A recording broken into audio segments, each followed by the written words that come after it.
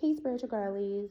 It's Natasha with the Spiritual Girlie Covenant, and I'm here with a specific reading for a specific divine woman. Okay? This message is for the spiritual girlie, the indigenous, the divine mothers alike who are needing clarity, spark, and direction in this moment and for moving forward in the year 2026. And to open up this reading, the first card to come out is fertility, okay? And as you can see, it says the number 17. That number is significant due that today is the 17th of March, okay? 17, 1 plus 7 is 8.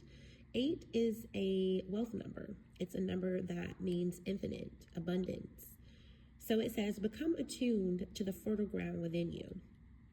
When the 17 fertility card pops out, this is literally spirit signaling to you, divine woman, indigenous woman, sacred woman, that you are extremely fertile and you actually have the power to co-create your reality, co-create your timeline.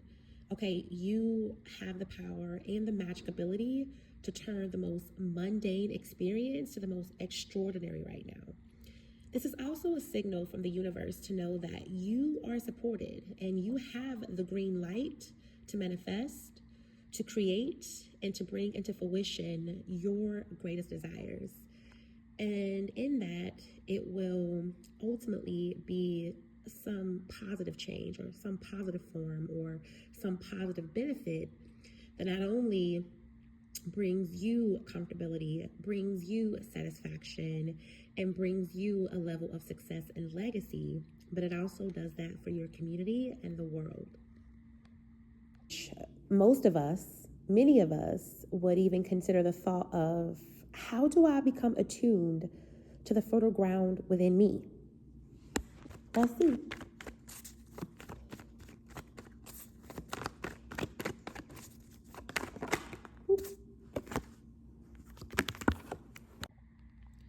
And the card to appear next is the King of Swords when it comes into the question of how to attune the fertile ground within you. The King of Swords is an energy that, first of all, is earth of air, meaning that it grounds its ideologies, okay? It's not sporadic and it's not a chaotic energy. The King of Swords energy is like an overall visionary, and it strategizes, okay? It finds the solutions. So when it comes to attuning or becoming attuned to the fertile ground within you or within us, Spirit is asking that we plan, we become strategic, we become intentional, okay? We come up with solutions, we become more proactive, right? Also, we need to take time to look at all sides and all aspects of a situation, considering the more positive outcome or experience. However, the King of Swords energy, again, is someone who creates infrastructures to support its magic. Another way that we can become attuned to the fertile ground within us, and I want you, spiritual girlies, to understand exactly what that means. That is just basically realizing that you are a creator.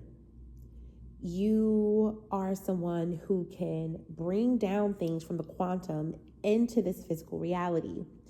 You just have to ground yourself in your manifestations. And again, be intentional with what you're desiring to bring into this physical reality, into fruition. So another way that Spirit suggests, or divine sacred source energy, the Great Mother suggests, that the divine woman, the sacred woman, the indigenous woman, the spiritual woman becomes attuned to the fertile ground within her.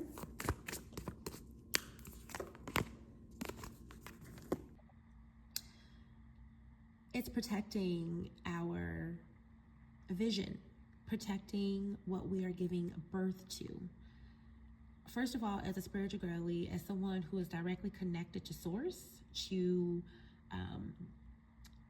life, to this spiritual walk, you should already be practicing protection rituals. You should already be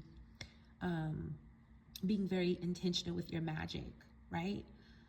But also when the evil eye appears, specifically in us attuning, right, to the fertile ground within us, is that we have to be more careful with what we share and with whom we share it with. Not everybody is worthy of our beginnings or endings. Not everyone is worthy of knowing what we're up to, knowing what we're building, knowing what we are creating. You have to be just very careful on sharing what you're giving birth to. Because a lot of people, as you may know, spiritual girly does not have your best interests at heart and does not always wish you well. So Spirit is saying at this time, as you become more grounded in your manifestations, as you become more strategic and intentional, be wise in sharing what you're giving birth to. Be wise in sharing where you at within your vision, within your business, within what you're building. Be cautious not to share too much, not to overshare, but most importantly, practice protecting what you are giving birth to. It's like when you first have a child. Many of us, divine mothers, we've given birth to humans. So not only do we give birth to ideas, right? We give birth to humans. And it's like when you give birth to a baby, you want to be very protective of that baby. You don't let everyone hold that baby. Same with you, your visions, and what you're bringing into this reality. Protect it. Ashe. So keep in mind, spiritual girlies, as you move through 2026, okay? Know that you are the creator of your timeline, of your existence, of what you wish to see. Know that you do have the ability and the capability to lead, and to lead strong, and to lead intentionally, okay?